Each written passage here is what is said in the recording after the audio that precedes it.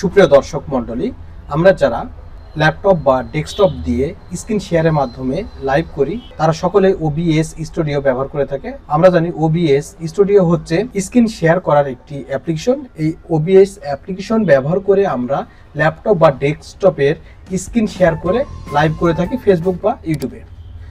যদি লাইভ করার সময় আপনার স্ক্রিনটি ব্লার দেখায়, অর্থাৎ আপনার স্ক্রিনে যে কাজগুলো করছেন সেগুলো সম্পূর্ণ ব্লার দেখায়, যেমনটি আমার স্ক্রিনে দেখছেন, তাহলে কিভাবে সমস্যার সমাধান করে নেবেন সেটা দেখাবো আজকের এই ভিডিওতে। চলুন বেশি কথা না বাড়িয়ে মূল ভিডিও শুরু করা যাক। আপনি যদি আমাদের এই চ্যানেলে নতুন দর্শক হয়ে থাকেন তাহলে প্লিজ চ্যানেলটি সাবস্ক্রাইব করে রাখবেন এবং আপনার মূল্যবান মতামত কমেন্ট অপশনে জানিয়ে যাবেন। এবং এই ভিডিওটি যদি ফেসবুক পেজ থেকে দেখে থাকেন তাহলে অবশ্যই আমাদের পেজটিকে ফলো দিয়ে রাখবেন এই ধরনের ইন্টারেস্টিং ভিডিও পাওয়ার জন্য।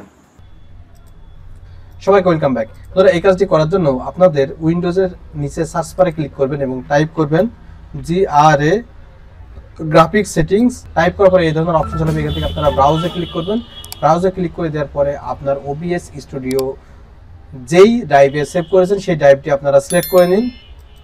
সিলেক্ট করার পরে আপনার যে ফোল্ডারে রয়েছে OBS স্টুডিও সেই ফোল্ডারটি সিলেক্ট করে নিন। দেন এখানে আপনাকে যেটা করতে হবে ডাবল ক্লিক করে ওপেন করতে হবে। এরপর দেন আপনাকে যেটা করতে হবে বিনে ডাবল ক্লিক করুন। এরপরে 64 বিটে ডাবল ক্লিক করতে হবে। এরপর এই ধরনের অপশন চলে আসবে। এখান থেকে আপনারা 64 বিট সিলেক্ট করে অ্যাডে ক্লিক করুন।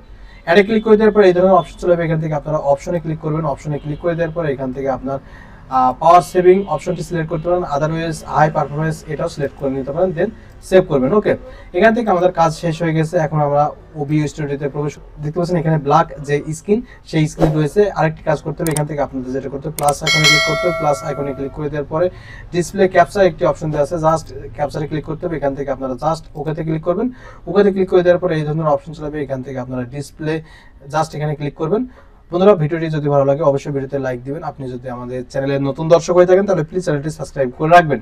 এরপর আমরা যেটা করবো এখান থেকে যে প্রাইমারি মনিটর আছে জাস্ট এটা সিলেক্ট করে নেব। এটা সিলেক্ট করে জাস্ট ওকেতে ক্লিক করব। তাহলে দেখতে পাচ্ছেন যে আমাদের মনিটরটি কিন্তু চলে এসেছে। ওকে, এভাবে করে মূলত OBS স্টুডিওর স্ক্রিন যদি ব্ল্যাক হয়ে যায় তাহলে এটা ঠিক করতে হয়। এই ছিল মূলত আজকের এই ভিডিওতে দেখানো। দেখাবে পরবর্তী নতুন কোনো ভিডিও। আর নেক্সট টাইম কি ধরনের ভিডিও পেতে চান সেটা কমেন্ট করে জানাবেন। ধন্যবাদ।